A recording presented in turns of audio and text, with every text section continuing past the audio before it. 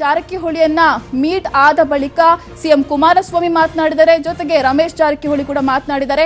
ಏನ್ ಮಾತನಾಡಿದರೆ ಬನ್ನಿ ನೋಡಿ. ಮಾಡೋಂಥದ್ದು ಏನ್ ಡೆವಲಪ್ಮೆಂಟ್ ಆಗಿದೆ? ನಾನು ಈ ದಿನ ಬಂದಿರತಕ್ಕಂಥದ್ದು ನಿನ್ನೆ ದಿನ ಫೋನ್ ಮಾಡಿ ಹೇಳಿದ್ದೆ, ಬೆಳಗ್ಗೆ ತಿಂಡಿಗೆ ಇಲ್ಲೇ ಬರ್ತೀನಿ ಅಂತ ಹೇಳಿ. ಉಪಹಾರ ಸೇವಿಸಿದ್ದೇನೆ, ಒಳ್ಳೆ ಉಪ್ಪಿಟ್ಟು ಕೊಟ್ಟಿದ್ದಾರೆ ರಮೇಶ್ ಅಣ್ಣ ಅವರು.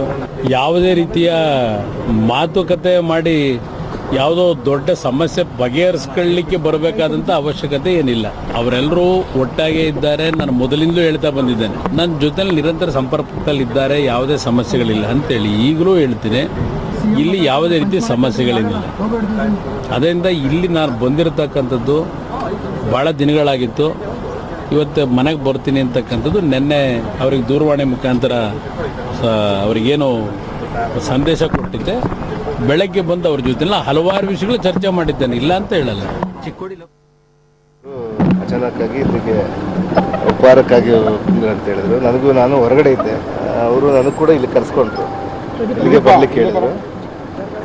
ಕೆಲವು ವಿಚಾರಗಳು ರಾಜಕೀಯ ಚರ್ಚೆ ಅನ್ನೋದಕ್ಕಿಂತ ಬೆಳಗಾಂ ಜಿಲ್ಲೆದು ಮತ್ತು ಬಳ್ಳಾರಿ ಜಿಲ್ಲೆದು ಅಭಿವೃದ್ಧಿ ಬಗ್ಗೆನೇ ಜಾಸ್ತಿ ಚರ್ಚೆ ಮಾಡ್ಕೊಂಡು ಹೋದ್ವಿ. ಮೊನ್ನೆ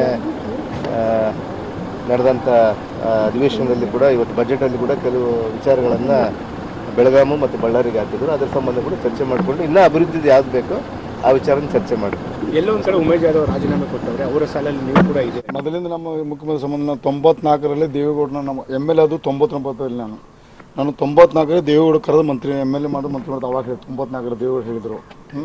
ಅದು ಹಳಿ ಸಂಬಂಧ ಇದೆ. ಕಳೆದ 2-3 ತಿಂಗಳಿಂದ ನಡೆದಂಥ ಘಟನೆಗೆ ಭಾಳಷ್ಟು ಸಲ ಕುಮಾರಸ್ವಾಮಿ ಅವರು ಅಲ್ಲಿ ಅವ್ರು ಭೇಟಿಯಾಗಿದ್ದೆ. ನಮ್ಮ ಭಾಳಷ್ಟು ಮಾತಾಡಿದ್ದೀವಿ. ಆದರೆ ಈ ಕೆಲವು ವಿಷಯ ಬಹಿರಂಗ ಹೇಳಕ್ಕೆ ಬರೋದಿಲ್ಲ. ಈಗ ಅದನ್ನು ನಮ್ಮ ಕಾಂಗ್ರೆಸ್ ಮೇಲೆ ಅಸಮಾಧಾನ ಇದೆ, ಇವತ್ತಿಗೂ ಮುಗಿದಿಲ್ಲ.